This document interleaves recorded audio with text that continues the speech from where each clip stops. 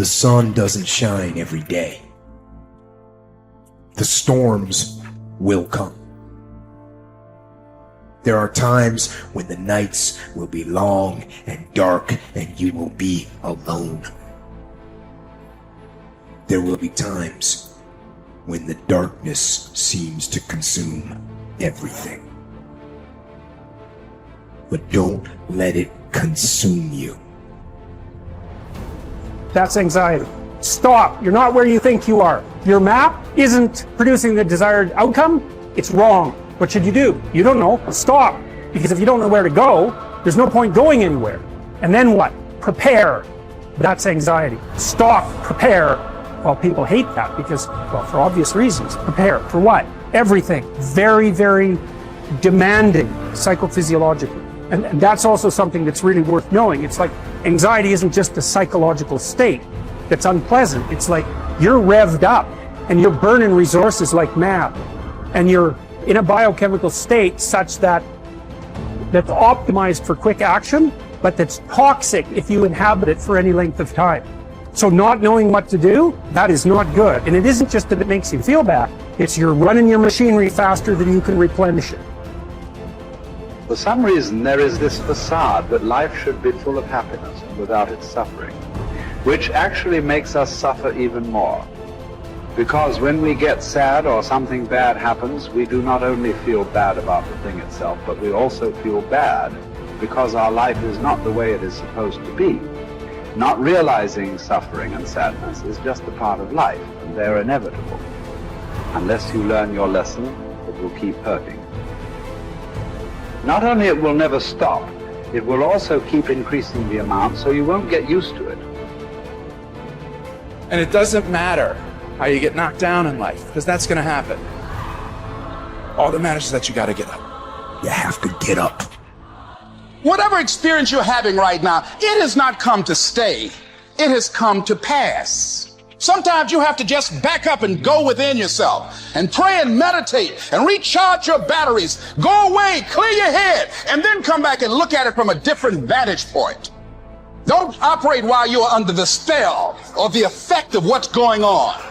Don't allow your emotions to control you. We are emotional, but you want to begin to discipline your emotion.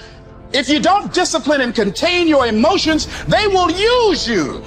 You don't have to force yourself or motivate yourself to think negatively, to be depressed, to beat yourself up over the head, to feel loaded with guilt. You don't have to make any effort to do that. Your mind is on automatic. It will do that by itself. But if you want to begin to move into your own personal greatness, you've got to be willing to go against the tide. You've got to be willing to harness your will and say, in spite of this, I'm in control here. I'm not going to let this get me down. I'm not going to let this destroy me. I'm coming back. The same situation can either be perceived as a lead ball chained to your feet or as wings growing out of your shoulder blades. How you interpret the challenge is crucial to your success of overcoming it. Ultimately, it's never the challenges that matter, but how you perceive them.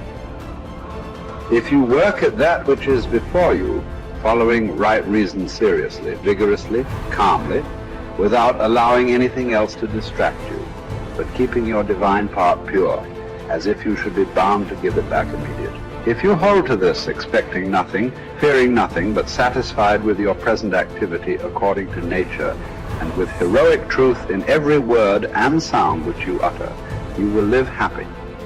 And there is no one who is able to prevent this.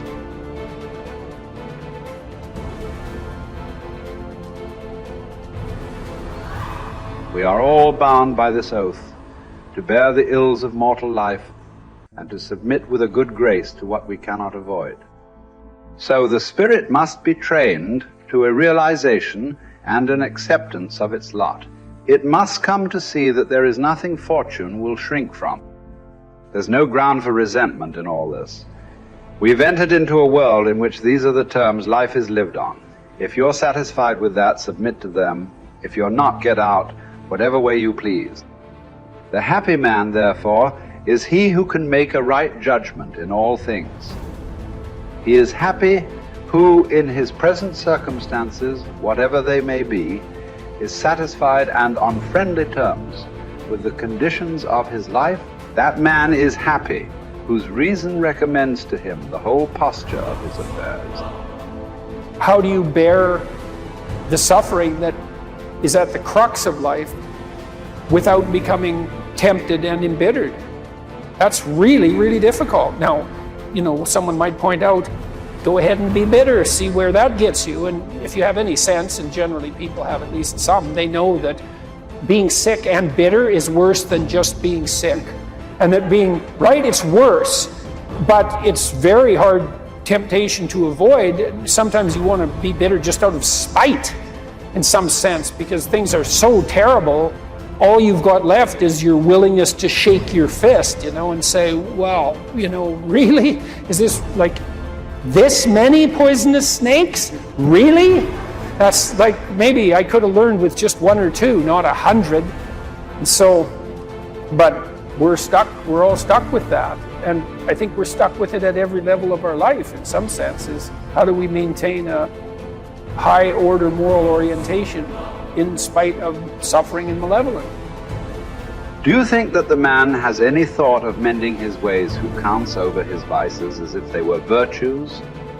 Therefore, as far as possible, prove yourself guilty, hunt up charges against yourself, play the part first of accuser, then of judge, last of intercessor.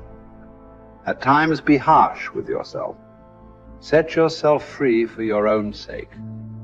Gather and save your time, which till lately has been forced from you or filched away, or has merely slipped from your hands. Make yourself believe the truth of my words, that certain moments are torn from us, that some are gently removed, and that others glide beyond our reach. The most disgraceful kind of loss, however, is that due to carelessness. Furthermore, if you will pay close heed to the problem, you will find that the largest portion of our life passes while we are doing ill, a goodly share while we are doing nothing, and the whole while we are doing that which is not to the purpose. What man can you show me who places any value on his time, who reckons the worth of each day, who understands that he is dying daily? For we are mistaken when we look forward to death. The major portion of death has already passed. Whatever years be behind us are in death's hands. We should not manifest surprise at any sort of condition into which we are born, and which should be lamented by no one, simply because it is equally ordained for all. Yes, I say equally ordained, for a man might have experienced even that which he has escaped.